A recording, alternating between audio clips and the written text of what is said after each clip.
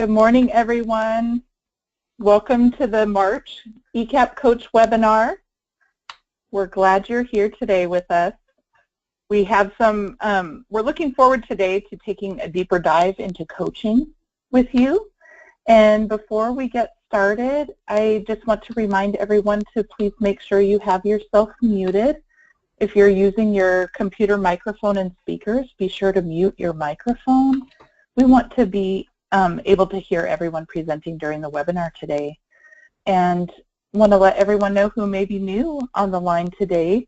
As we move through our material, please feel free to type your questions into the question box, and we will respond to questions as appropriate during the webinar and as they relate to the topic being presented.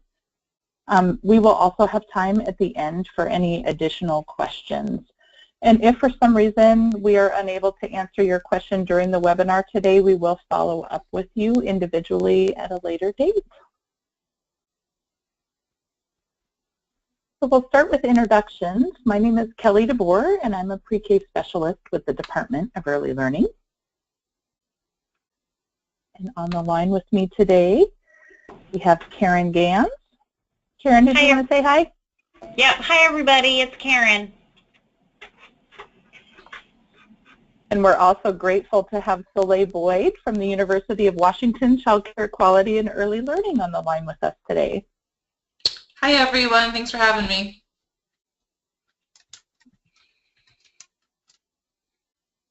So today, we're going to take some time to explore a question from our last webinar about early achievers coaching and expectations in ECAP. We're going to look at the ECAP requirements and use them to explore what continuous quality improvement in ECAP means as related to coaching. And Soleil Boyd is going to talk with us and guide us into a deeper conversation about coaching through the rating cycle and through continuous quality improvement. We'll take another look at the prompts that we've been referring to over the webinars this year, and we'll take questions from coaches. And we will start off with a poll. Yep. Hey, Kelly, this is Karen, and I just want to say I can't see the PowerPoint, and I don't know if others are in the same position too. Oh, no. I also don't see the PowerPoint screen, sorry. Yay. Yep, there it is. You see it now? Yes. I'm sorry, I don't know what happened there. Thank you for sharing that. So we will start off with a poll today. We'd like to hear from you all about how much time you spend supporting classrooms in rating readiness activities. And are you seeing the poll? Oh, looks like folks are responding. We'll give you, okay. Looks like about a third of you have voted, so we'll keep it open for a few more seconds here. About 67% have voted. All right, looks like about everybody's voted that's going to, so I'm going to close the poll here. And let's see. It looks like about, from what I can see, the majority of you, about 38% are spending a good 70 to 89% of your time on rating readiness activities, and about 24% of you are spending about 90 to 100% of your time on rating readiness, and 19% or about half your time, or a little more than half, and about 14% of you are less than half of your time is spent on rating readiness. Great. Thank you for sharing, everyone. So Karen, did you want to talk about this question? Sure. Thanks, Kelly. So Kelly let me know that on the last coach webinar that one of the coaches asked the question that's here on the screen, and really when we started talking about it, we really thought that it was a great question, and that instead of just sending an email response out to someone, that we wanted to dive a little deeper into it. And so we actually we kind of built the webinar around this question today, because it's a pretty complicated answer to a great question. You know, what we know is that the requirements in the Early Start Act, and the requirement specifically that ECAP sites be rated a level 4 or 5, really put a high emphasis on rating readiness, right? Everyone out in the field wanted to be putting lots of time and energy into making sure that the sites that they were supporting were ready for data collection when folks came from the University of Washington to collect information and assess a site. And in ECAP, because of the reciprocity study, which I know most people on the line know about reciprocity, but for those who don't, there was a study that was completed in the early years of early achievers that really took an in-depth look at Head Start and ECAP sites to see if they're, you know, what they, to be able to measure what they were doing to meet the either the Head Start or the ECAP performance standard and contract requirements, and whether or not in doing that they were automatically meeting early achiever requirements. And they found that indeed they were in most areas, except in the areas that, except in the one area, which is the around the classroom observation, which really ended up meaning that most ECAP sites, especially those on the Head Start ECAP pathway, really when data collection comes, what's being looked at is class and ERS. And so last year when we were trying to support sites here from the Department of Early Learning in being ready to be rated and to be scored at a level 4 or 5, there was a heavy emphasis on supports for class and ERS. We know that there are others who are at ECAP sites that are on the license pathway, and so they have additional supports that they are provided in helping them be able to be prepared for the data collection that occurs at those sites as well.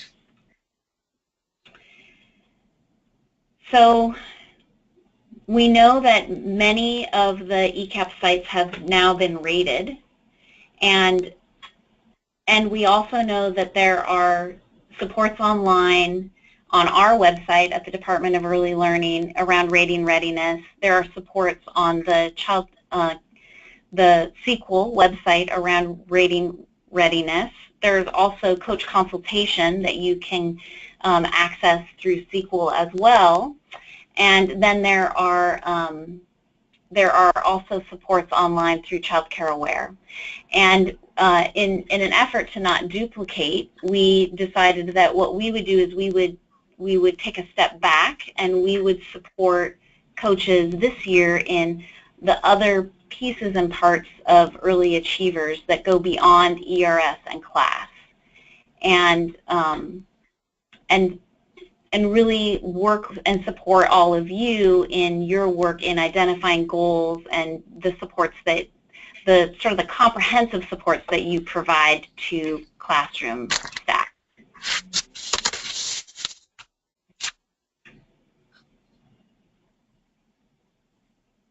So one of the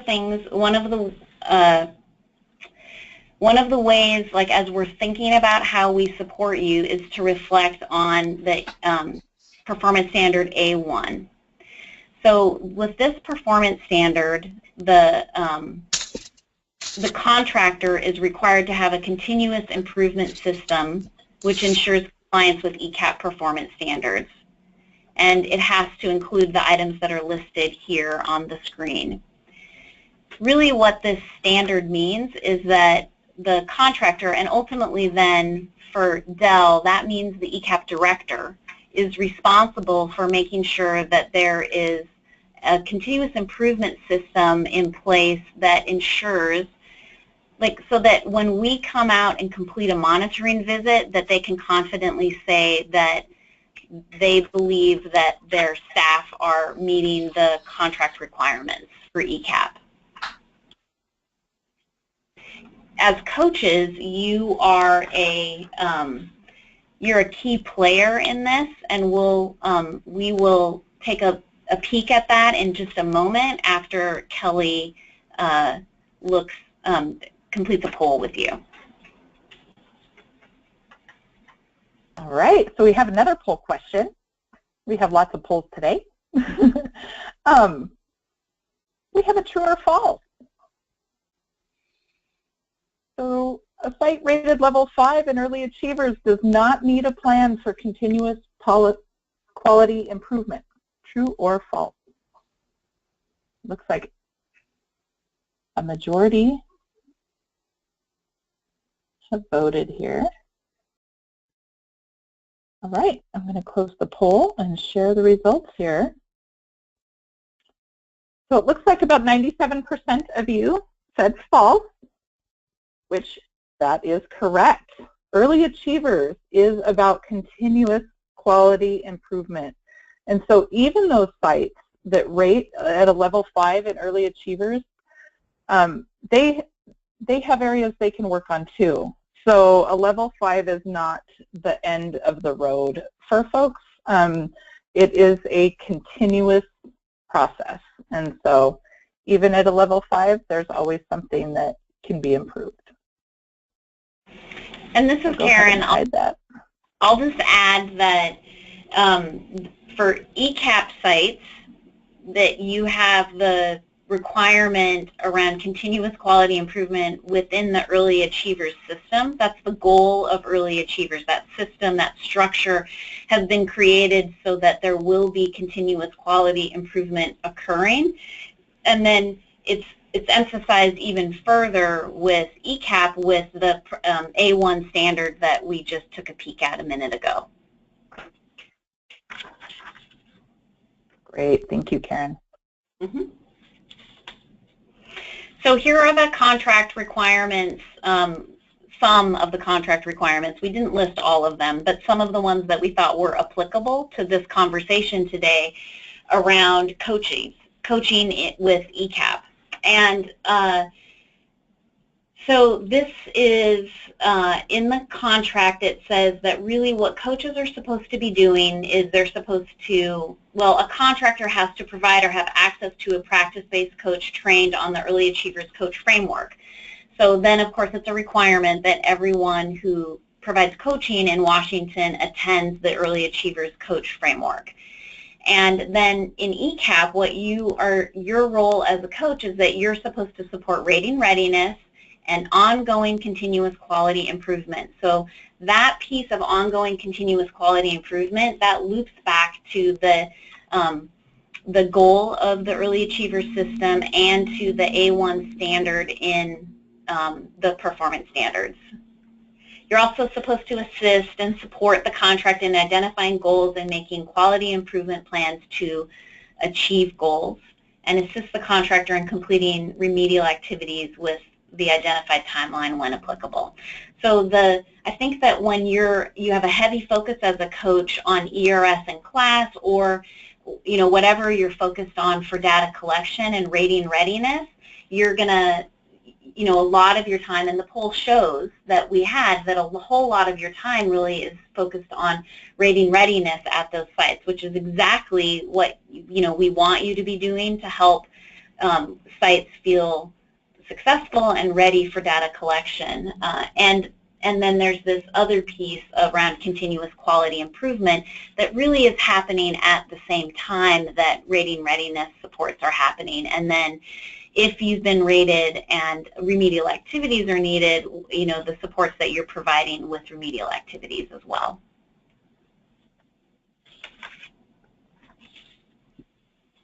And then here are just the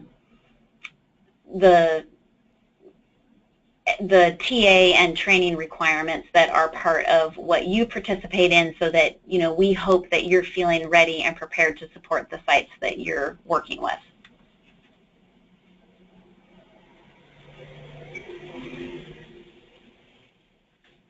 So one of the things that we find when we go out and we are completing monitoring at sites for ECAP is that,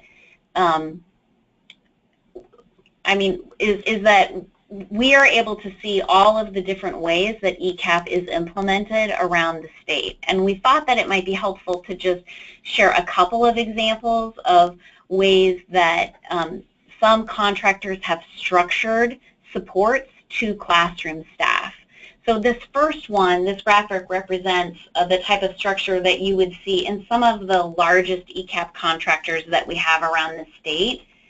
So this graphic represents, a contractor who would have over 500 slots. So in order to really be able to support the classroom staff, they have to make sure that they have enough staff to really be able to be monitoring for that continuous quality improvement piece, and that they have enough staff to be able to provide training and TA that is required to, maintain a quality services. It's probably the best way to say that.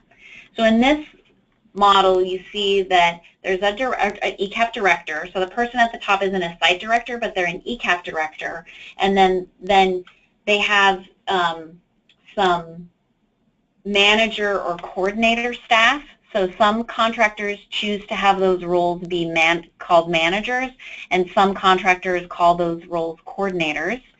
And there is usually at least one person who is like a lead in that, and they're at that level. And they usually have a focus area, and those focus areas have been identified.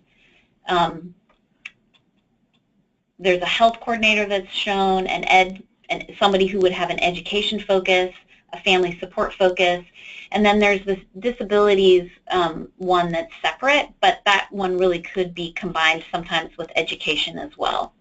Sometimes there's someone who's separate from that, sometimes it's combined. And then you can see that that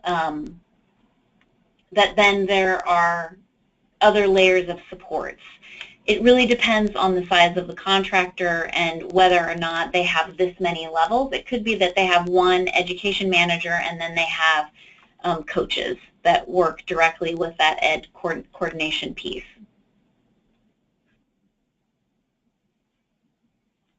And so this graphic represents the type of structure you might see in a smaller program, a medium-sized ECAP contractor. This program would likely have about 100 to 500 slots, and may or may not also be a Head Start grantee. It will look different, as Karen said, based on the number of slots and staff available at each contractor. So this structure is unique within many of the contractors in the state. For those of you who are interested, we did have an overview of a coaching system within a medium-sized contractor on the April 2016 coach webinar. And it starts at about 34 minutes into the webinar. You can hear a coach share about the relationship-based coaching system that they have developed to support continuous quality improvement in their program. And then in smaller contractors, this may look even more different. It may be the ECAP director who wears multiple hats. That ECAP director may also be the coach. They may also be the family support person. There are a variety of options, and we purposely kept this open-ended and flexible so that contractors can structure their programs to meet the ECAP requirements. So we have another poll, and we wanted to hear from you all about how often you provide input into the ongoing continuous quality improvement for the ECAP contract. Looks like about half of you have voted. Okay, I'm going to go ahead and close the poll and share. So as you can see, this input is varied, with about 44% of you sometimes providing this type of input, 30% frequently, 22% very frequently, and a few of you haven't had that opportunity yet. So thank you for sharing. And so now we'd like to invite Soleil to talk some more about coaching and continuous quality improvement. Thanks, Kelly and Karen. Hi, everyone. So I wanted to also support this idea of continuous quality improvement as it relates to coaching, because I think sometimes as we get super focused on really specific practices, which is a lot of what practice-based coaching can be, sometimes we are so micro-focused, we may miss some of the big picture. I know I can do that also. So sometimes it's nice to just take a step back and look at the big picture, and I think that's pretty much what we're talking about today. So I want to invite you to go with me to elevation 10,000 feet, and this is a coaching question. You may have heard this question, you may have used this question when you talk with people about vision, or you talk with them about the big picture of their program or some other topic that they're getting coached around. But the question is, if we were to look at this from 10,000 feet above, what would it look like? So when we think about programs or entire ECAP contractors, what does it look like from the 10,000 elevation foot view? And that may be a different perspective than where we typically are with teachers and providers and staff as we dig into class dimensions or behavioral markers. It may be different than the kind of conversations we have when we dig into the Eckers items and indicators and so on. So this is actually a really good mental exercise for us, especially as we, and I think many of us, or many of you, are transitioning really. People are getting rated. Sites are getting rated. Maybe they got a rating quite a while ago. Maybe you're getting someone through their rating. Maybe you're getting them through their remedial activities. And at that point where it transitions from the rating to post-rating is a great time to step back. And there was the great question that prompted this kind of webinar inquiry about, well, am I supposed to just focus on class and ERS, or am I supposed to do this other stuff? Another question I've heard a lot of is, so once we're rated, what do we do? We didn't really plan for coaching after that, and maybe sites you're working with didn't really think about coaching after that either.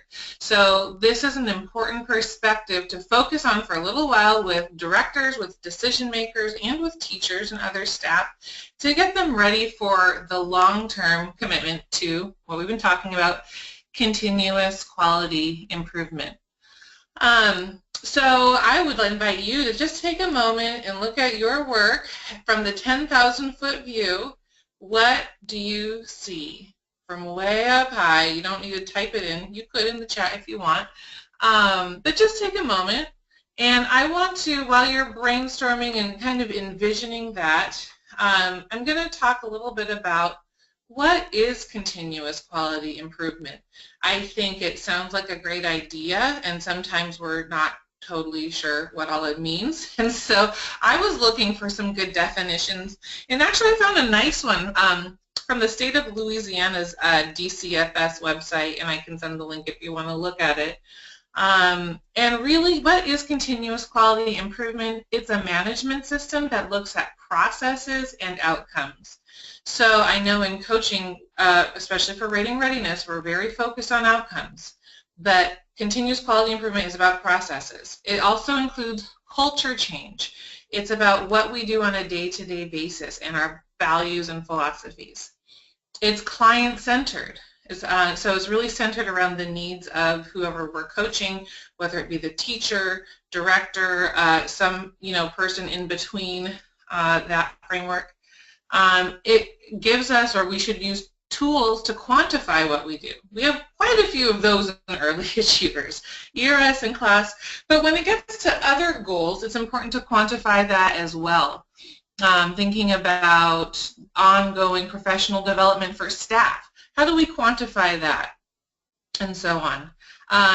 We are also driven by data in a continuous quality improvement system. We are also focused, as I said, on the system, process, and client feedback. So what are people saying to us about how this is going? Continuous quality improvement is about shared success. Not only did I get you across that benchmark of the rating, but are we enjoying the success together?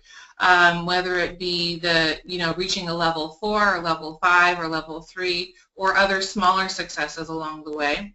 And it's a long-term approach. So again, in early achievers, really the pre-rating coaching is just pre-rating. That doesn't take the majority of the time actually in your coaching relationship. Your coaching relationship extends for 3 years after the rating comes out, so that and until the next rating, right? And so this is really long-term, and then again, we're thinking cycles of coaching that support continuous quality improvement. So I wanted to give these definitions because I think it can be helpful as we reframe or just frame what it means to coach in a continuous quality improvement system. And we can go to the next slide. I am going to look at the chat. Okay. And thanks for posting that. Link, alrighty. So how does coaching fit with continuous quality improvement? So I'm guessing that most of you have been to the Coach Framework training provided by Sequel, and you met either Wendy or Rebecca Cortez or myself. So this may look familiar to you. And let's just remember what's coaching. So coaching has really the practice-based coaching framework has some multiple parts. We all can think pretty quickly about the 3-step cycle of goal setting, focused observation, reflection, and feedback. And that really lives within collaborative coaching partnerships. That's the relationship. I heard that other programs were calling it relationship-based coaching or professional development, and that's exactly what coaching is. It's relationship-based, and really the effectiveness of our coaching has a lot to do with the quality of our relationships with teachers, directors, and others. And I think most of you would know that as a coach. It's hard to get far without trust and respect and mutual goals and understanding. So obviously that's what it's nested in.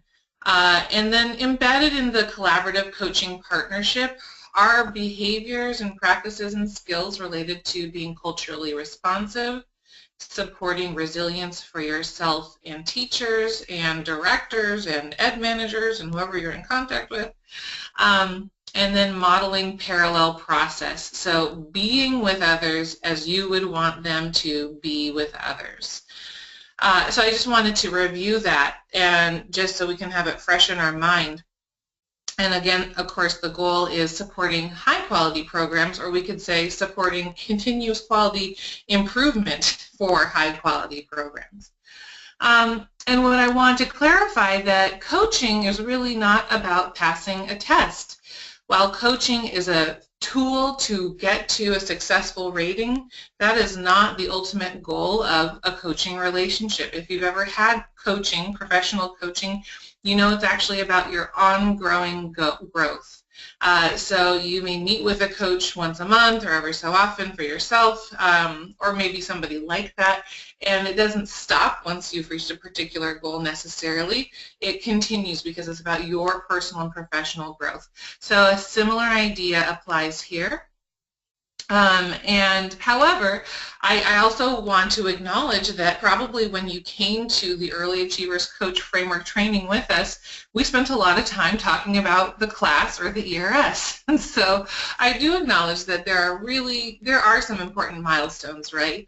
And there are some real measurables within Early Achievers coaching. So, you know, the job of a coach is to balance all of those ideas and help a provider or a teacher or a director or so on also balance these ideas between these short-term tangible measurables and then this long-term approach or culture change, that was one of the words I used, towards continuous quality improvement.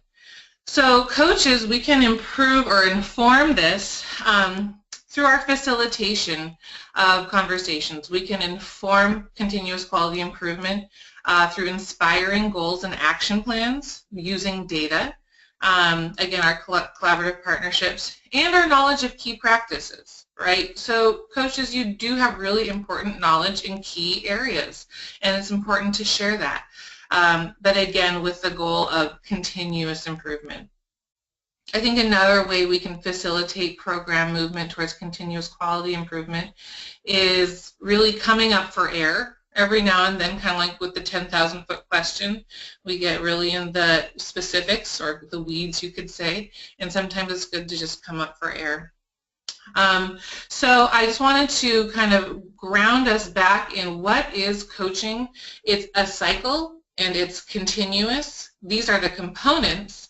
And these are really research-based components. These are components that have been found in early childhood programs, move teachers and move programs towards ongoing improvement, regardless of what the requirements are. So another point I'd like to make is that while in the Early Achievers Framework class and ERS are so critical, these coaching practices apply to a variety of teaching or even leadership practices or even management practices. So whatever it is that staff are working on, we can always be using these coaching approaches to help staff reach goals, whether they're about interactions or the environment, or about making a QIP for your whole program as a director, or about improving health, or creating a curricular plan for your program. These really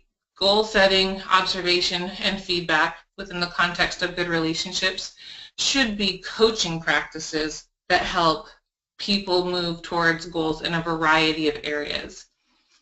So I wanted to clarify that, or just talk about that with coaching. Again, we can get really in the weeds, so we're coming up for air. We're at the 10,000-foot view of what is coaching and how it can work with programs. You can go to the next slide. Kelly, thank you. So, can we pause for a quick question?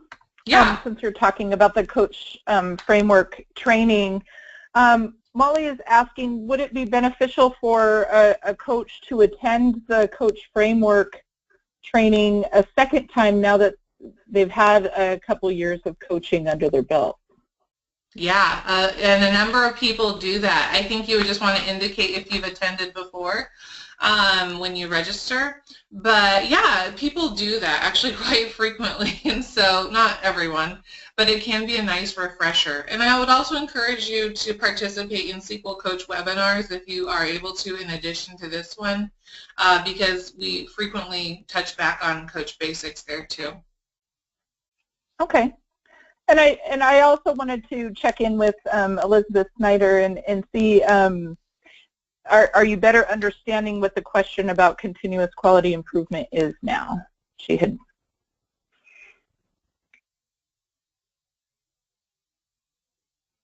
I'll let Elizabeth respond. She had asked about some clarity about the question, and so I just wanted to make sure that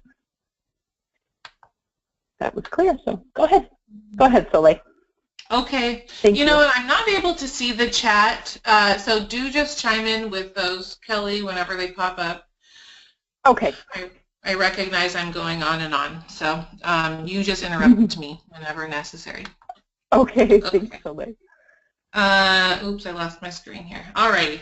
So now the next thing that I wanted to touch on was, how do we as coaches facilitate movement towards quality or continuous quality improvement with directors and other decision makers?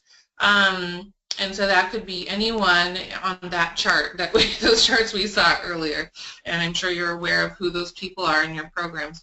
And I think it is a little bit, well, it certainly would depend on the quality of the relationship, right, that we have as coaches in programs or with contractors. And sometimes you are the director and the coach, so that should be a good relationship.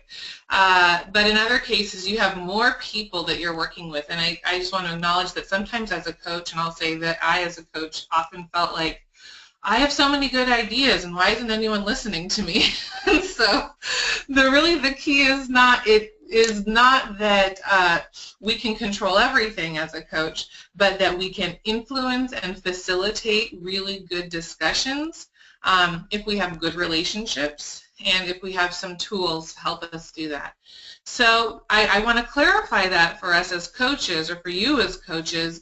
You can't do everything, and coaching, like we just talked about, is about having the relationship, goal setting, observation, and feedback, using some really good principles related to culture, resilience, and parallel process. So your skills are really at motivating others. Your skills are really about helping others clarify their vision and values.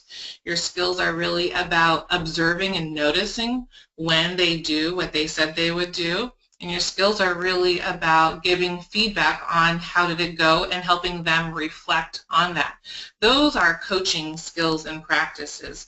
And so I'd encourage you to think more about how can I use those skills to move towards growth here. If you're also the director, then you can just tell people this is what we're doing. As a coach, you may have to negotiate quite a bit more, and that's okay. That's what coaching is.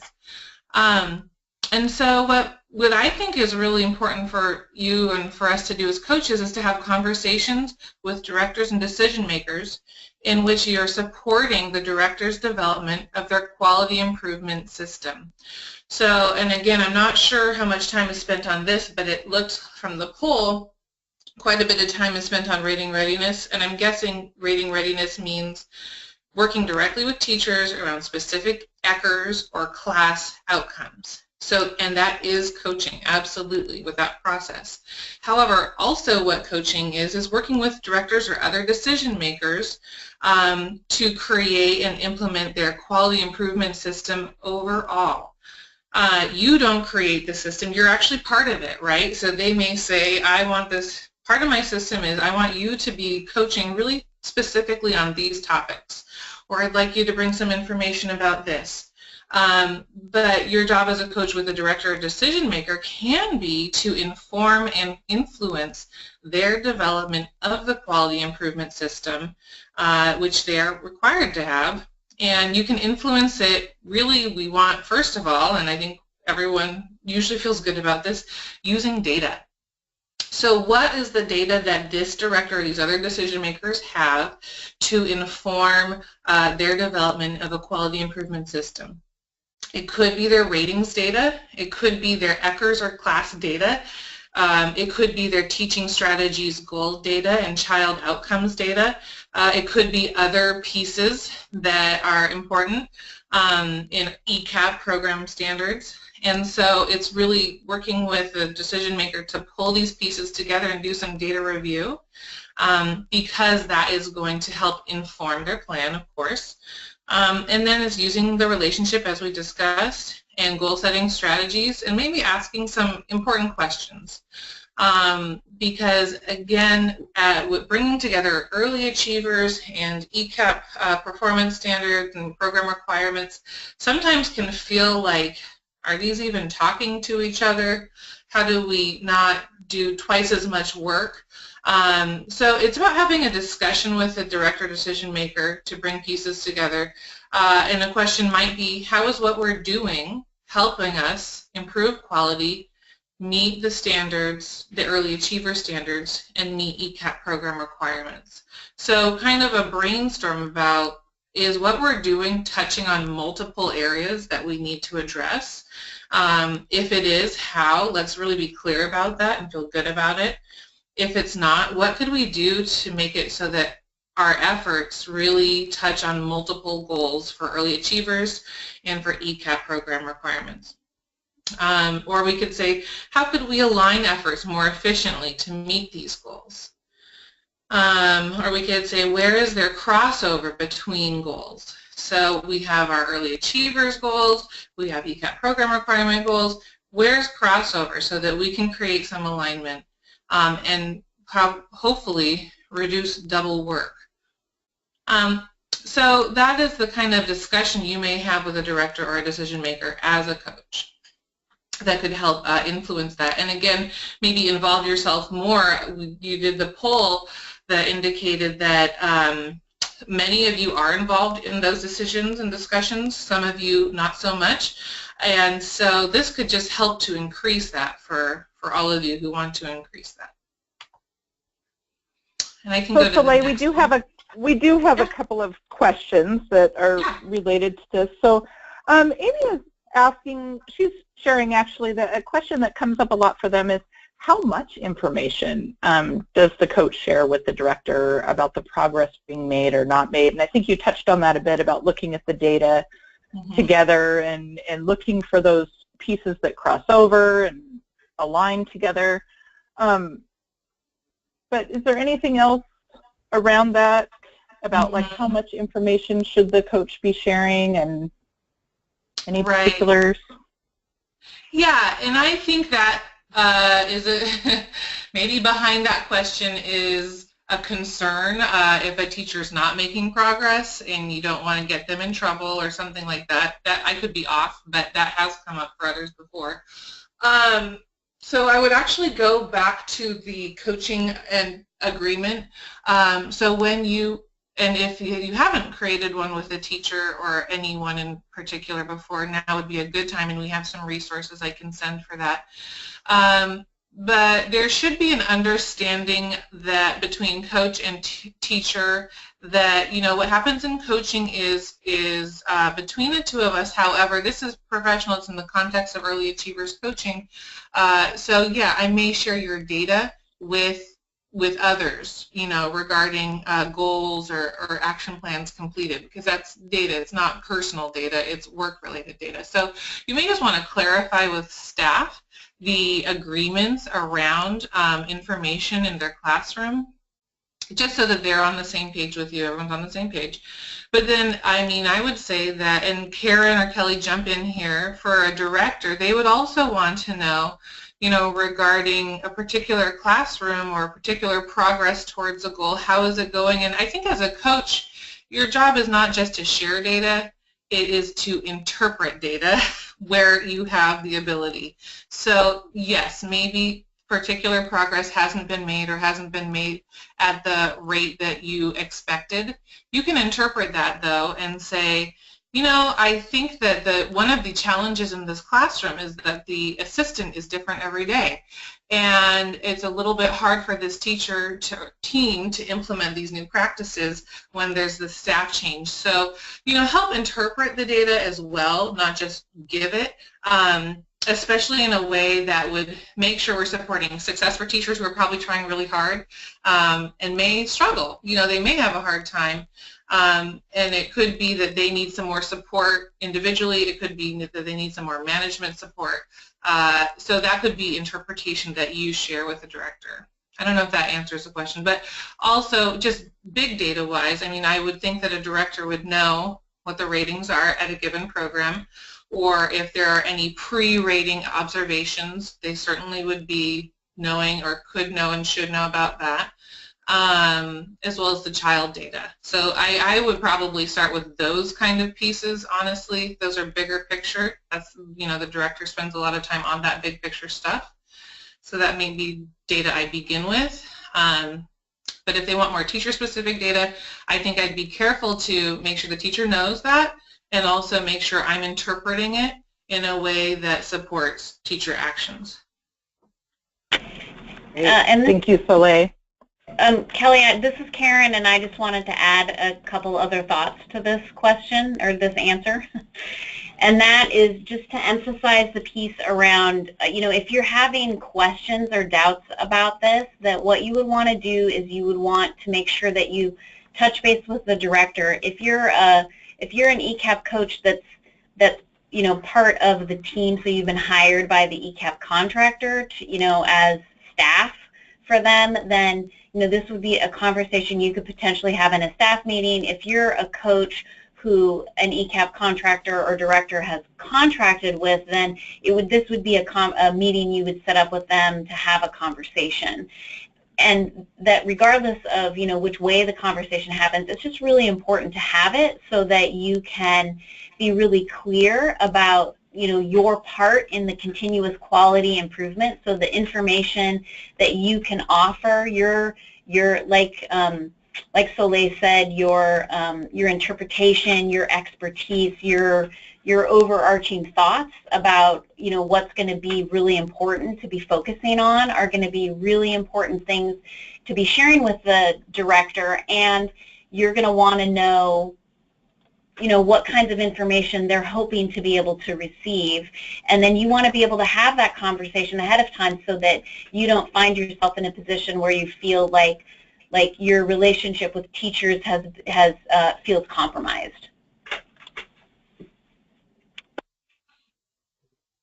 Great. Thank you, Karen. So Holly also has a question about, she's wondering about how addressing particular topics such as math or something maybe a director has decided to implement fits with the Coach E directed element of practice-based coaching, and isn't the teacher supposed to drive the goal? So what happens there? That's a great question. So yeah, there's a huge emphasis on math now, which is great because that's actually a topic I'm really interested in, and it's popping up a lot. So I'll just attempt to respond to this. Yeah, there's always this balancing act in coaching, especially coaching within what is actually a quality rating and improvement system, right? So while coaching is client-directed, there are often parameters around the choices, right? And so when it comes to early achiever standards, there are a set of standards, and teachers should be encouraged to choose within that set. And also, as a coach, our job is to figure out what is this teacher's vision, what are their values, and how do they relate to things in the class. I mean, I think most teachers think a warm environment is important, and that's good news because so does the class and the ERS.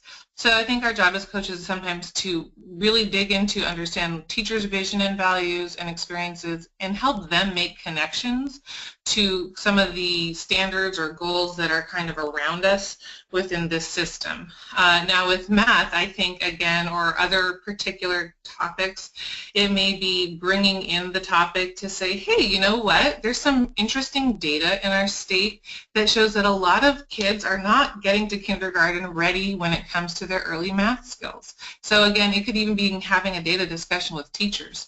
Maybe big data, maybe their own small data in their classroom. But again, actually, this coaching discussion does come back to data. So what are your thoughts about that? Talking with the teacher, introducing the conversation about why is math important? Why should we, or what do you think about this? How does it fit with what you're doing now? And if every child in your classroom was going to get to kindergarten with all the math skills they need, what do you think that would take? So, as a coach, you have a lot of dots to connect. Data, goals from the director or from other places, the teacher's vision and values and practices. But I think that really looking at data together with teachers and then inviting them to reflect can open up some possibilities for, okay, to let you know as a coach how you may now use your expert information to direct the teacher, or encourage the teacher, I should say, in goals they could set. Again, related to math, a lot of teachers that may not be their focus, or it may feel like extra. And I would just say specifically there, when we help children, we can help children develop a lot of math skills through great conversations, right? So we can connect increasing our math outcomes to language modeling in the class, an area that we often need to improve. We can connect our math goals to the math indicator and item in the ECHRS, an area that often needs improvement. So I think it's also just about saying, well, here's this, what looks like a new thing, math, but actually it really supports what we're already doing. So let's think about how we can make some connections.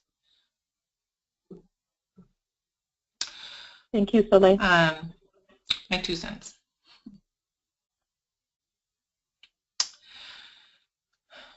Any other questions, or shall we continue? I think we can move on at the moment. Okay. All right. So again, this is kind of back to basics for coaching, but I think sometimes after we've done our coach training, we may forget about some of these things, so it's good to review. So we talked a lot about the kind of conversations we want to have with directors and also with teachers and some of your questions, and that was great. And so just a reminder of some coaching resources. These are from Sequel. There are many, many coaching resources out there. I encourage you to do research and find ones that work for you.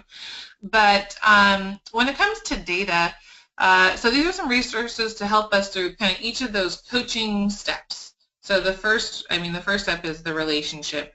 I don't have a resource particularly here on that. But another step in the coaching process is looking at data to facilitate conversations. So there's a handout on data strengths and areas for improvement.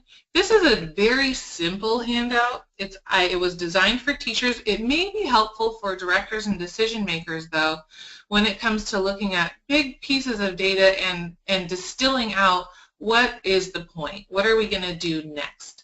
Or at least starting that conversation. So this handout identifies strengths, helps you identify strengths, helps you and the director, whoever, identify areas for improvement, and then just to pick 3 things you're going to focus on next. And the idea here is that data can be super overwhelming, and a really important job you can do as a coach is help people focus on what are the highs, the lows, and what to do next. So that's a handout typically used with teachers, but I encourage you to think about, would this be helpful as I work with a director or other decision maker towards their CQI and working on their improvement system. The next handout is the goal and action planning guide, again typically used with teachers, but actually includes a whole variety of early achievers areas. And so you'll see down there coaching resources, I think it says that. And in that is embedded a lot of professional development pieces. So again, as you work with decision makers, directors, you could work with them to think about, how do we want to improve professional development or this system of improvement with staff and families. And you could use this goal setting form. Also, directors could use it with teachers if they want to, get involved in that. Another one, focused observation notes. So once a decision maker or director creates their plan and sets their goal, they may have an opportunity for you to observe them. So maybe you're going to review their drafted plan and you're going to write notes on how it is addressing their needs. Or you may observe a training, or you may, do some other kind of observation of this director decision maker's goal to move towards their continuous improvement system. And then finally, reflection and feedback prompts. These are open-ended questions. These particular ones, I think, are about kind of helping people when they're stuck. But there are many other reflective and feedback questions as well in the Sequel resources to help people think about, how did it go? How, we made this plan and we're 3 months in, and are we where we thought we would be, or are we not? Why, or what's going on? So it's important to also reflect on the process, not just get it in place and hope it happens, but continuously reflect to make sure we're on track and we are meeting our goals. So these are some basic coaching resources that may be helpful to you as you think about continuous quality improvement from the 10,000-foot view. Okay, so these are my not fancy poll questions or chat questions. I would just invite you, I don't think we have much time, so I don't know if we can actually answer these here in the webinar, but just to think about, how have you or might you do data review with directors to approach identifying their strengths in areas of improvement? So have you done that, and how? The same goes for goals and action plans. Have you had those conversations with decision makers or directors? What about focused observation? What about reflection and feedback? Has it all been with teachers? And that's great, that's where we target a lot. But when it comes to continuous quality improvement and really developing the quality improvement system, These are also steps that coaches can engage with directors and decision makers around too. So that kind of concludes my piece, and I think there's about 4 minutes left.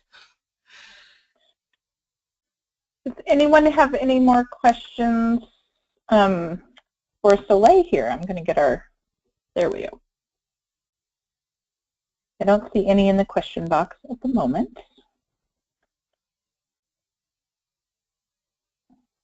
Thank you so much, Soleil. We really appreciate all of that information and reminding us about the bigger picture that's involved with coaching. So great.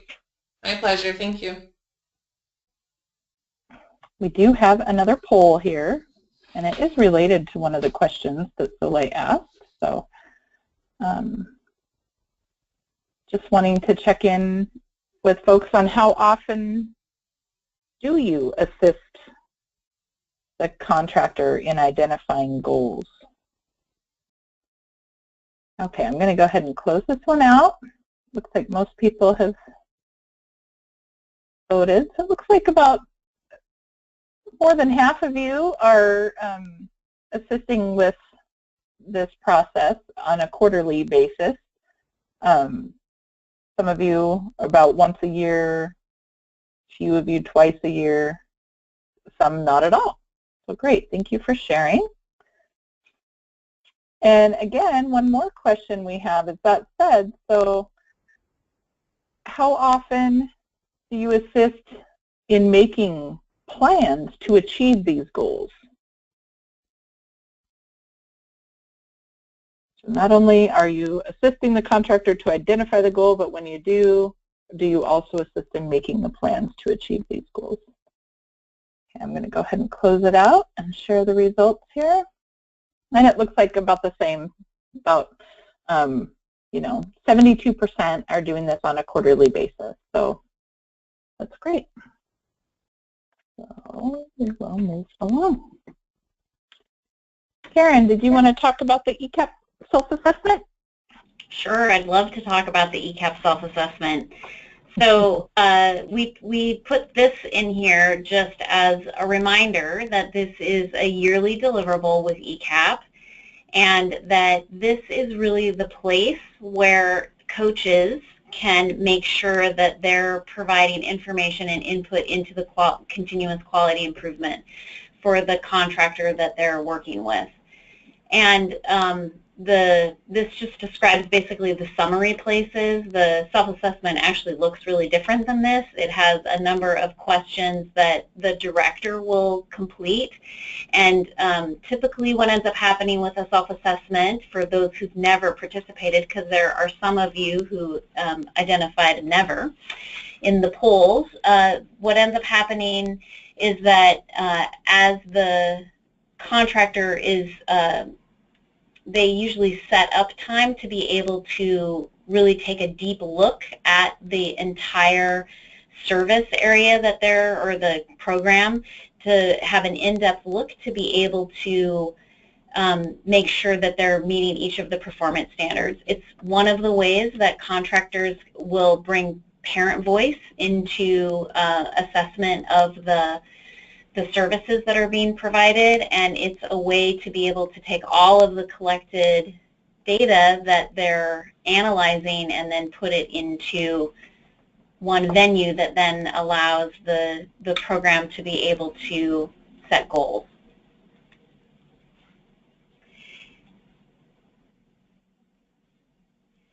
So this is a slide that it's one of our standard slides that we use this year. We update this slide every year. You'll see it's the Teaching Strategy Gold prompts, or the assessment areas, I'm so sorry, and that these numbers really show the unbelievable growth that happens across the state for children who are receiving ECAP services. And it lets you know the red was the fall of last year, and the green is where they end up in the spring. And you see that in the area of math, that's the area that starts the lowest and has a huge amount of growth that occurs during the year, and it is one of the areas that is below 90% in our state. And this is consistent for when contractors are analyzing their TIAS gold assessment information. It's pretty similar, obviously, for contractors as well. So, in part of our continuous quality improvement work that we do, we look at this and then we try to determine where are the places that we can provide supports that are going to be able to help contractor directors, staff, and coaches in being able to support teachers in having kids and children, really children, be able to get to places in their development or their learning where they're going to be better prepared and ready for kindergarten. And then Director Hunter set our goal of 90% of children will be ready for kindergarten, and that really gave a new emphasis around this math area, which I know Kelly and Sue have talked with all of you about on previous webinars, but this one just really shows the numbers of what we're looking at and then how we're trying to determine how we can support you. And so this is an example of the same process would happen with each of the ECAP contractors, and then your role in that as a coach is what you would talk with an ECAP director about.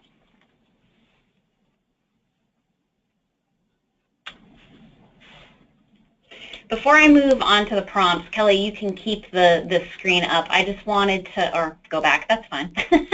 Sorry. I wanted to just reiterate a couple of things. And the first is that I just wanted to say that the samples that we provided of some structures, my guess is that there are a whole lot of you out there that looked at that and said, wow, that looks nothing like the ECAP contractor that I work with, and that is totally fine. That part of what ends up happening with ECAP is it's structured in lots of different ways around our state, and that by no means with us putting those samples up there were we trying to say this is what it should look like. We were just saying this is what it does look like in some places, and that it really varies around the state, and that what's most important is that you all, that there is some sort of a structure that exists to be able to have staff feel confident that they're meeting the ECAP performance standards. And then I wanted to just loop back to Molly's original question, which was, understanding your role as being a rating readiness for early achievers, supporting classroom staff with class and ERS, and even the file of supporting materials. And so now I can kind of go to the short answer, and but I wanted to be able to do that in the context with all of this other information. So yes, I want you to really hear clearly that is what we want you to be doing with the teachers and the sites that you're supporting, to be able to have them feel ready for their ratings and to support them in identifying the areas that they want to work on, and then working with them to blend that with the higher or the larger, that 10,000 view level goals of the whole program that you find, or that a director would find through their self-assessment and data analysis that would happen in that process. And then there was one thing that Soleil said that I thought I really liked, and so I just want to reiterate it one more time, and that is that you really are focusing on those short-term measurables and the long-term goals and vision at the same time.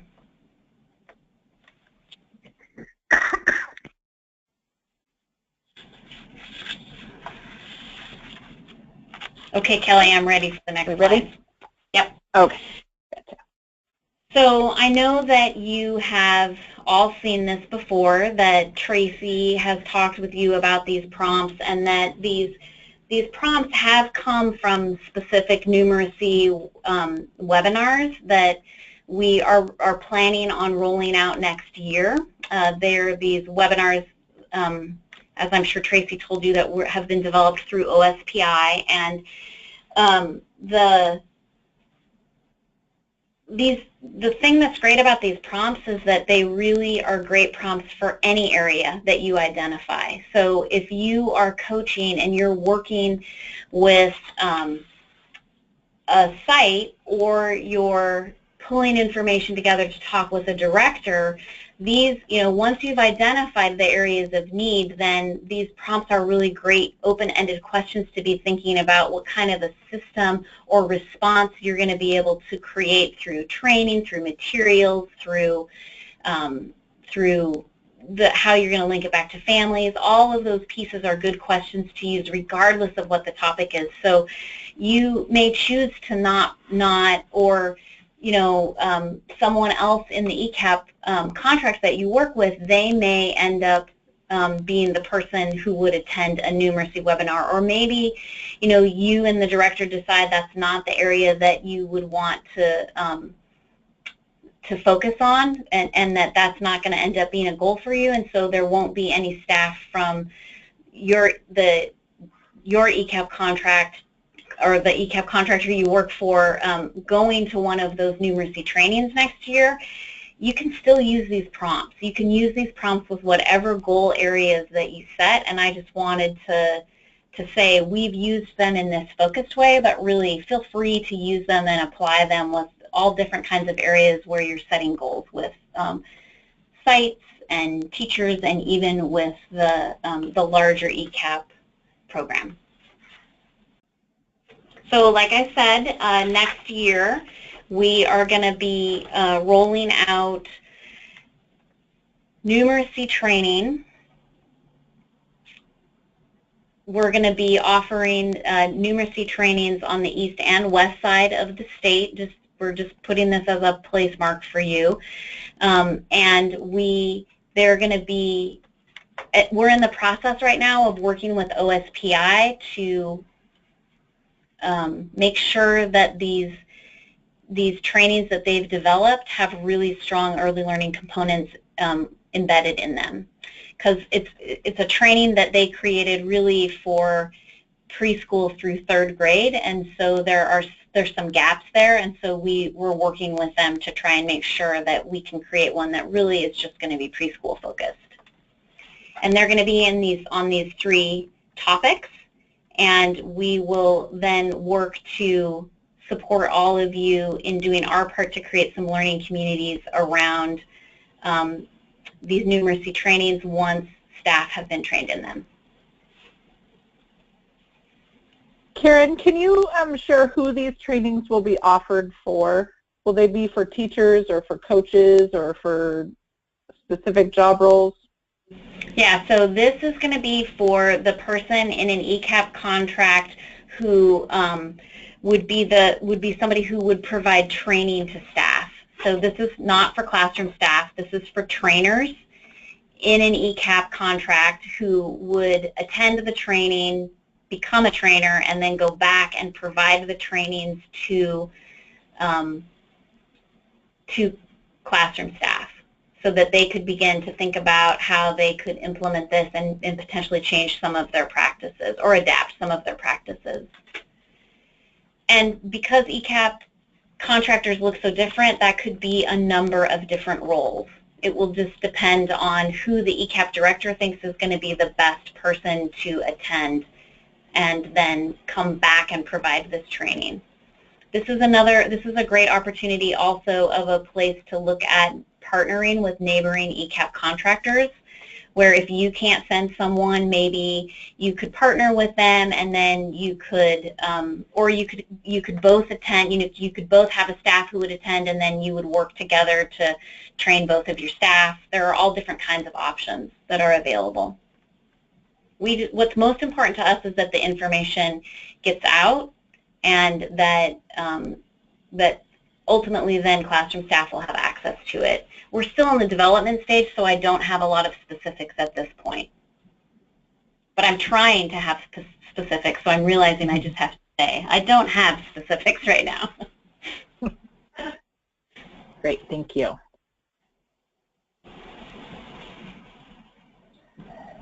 So, we wanted to open this up for questions from folks, and I know we've been answering them all along, but if anybody has any questions they haven't asked yet, feel free to post those in the question box.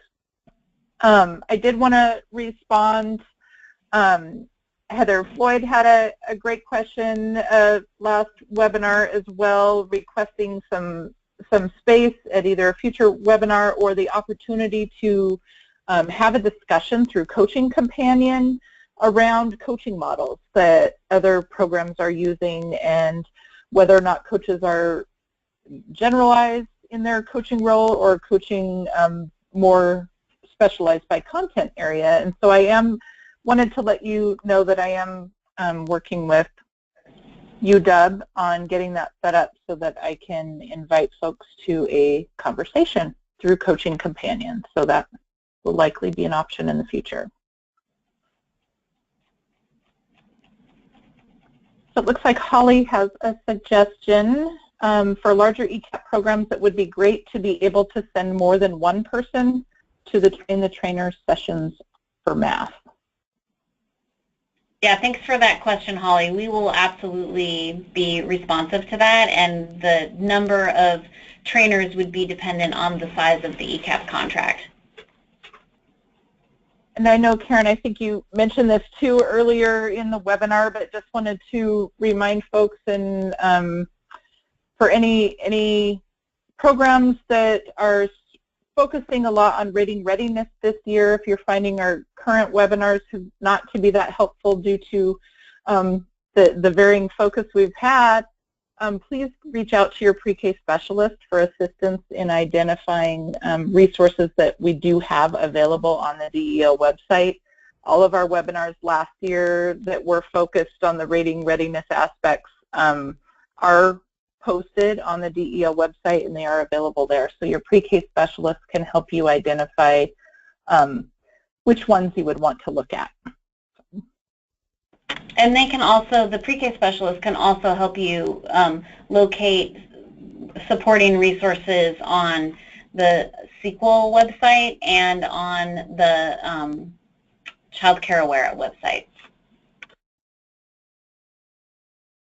Okay, thank you. Well, I'm not seeing any more questions coming in, so we will move on.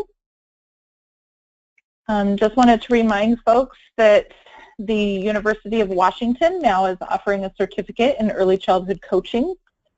The next start date is March 27th, and so there is a link included in the webinar today that folks can follow to get more information on that. The coaching toolkit is available on the DEL website, and this is where you will find the coach orientations, the monthly webinars, any handouts, and the WELS user manual. It is also linked here in the webinar. And who to contact at DEL. If you're not sure who your pre-K specialist is, you can follow this link to the assigned pre-K specialist. This was updated this week, so it has the most current listings for all of us. The WELS technical assistants can be contacted at qris@del.wa.gov. And for any coaching-related questions, feel free to email me, Kelly DeBoer, at del.wa.gov. And we will not have a webinar in April, and so our next webinar will be Friday, May 5th. And with that, thank you so much for attending. We really have enjoyed our time together today and look forward to talking to you again in May.